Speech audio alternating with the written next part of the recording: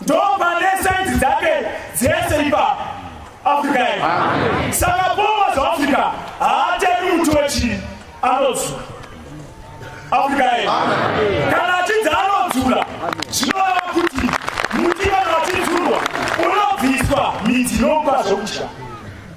Saka chini chachinzurwa all the supporting factors of sin dzinodzurwa kuna boma. Afrika yedu.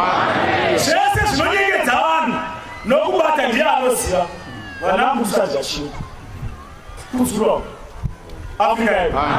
Saona machivi chipano chinouraya mweya yavanhu anodzura Afrika yedu.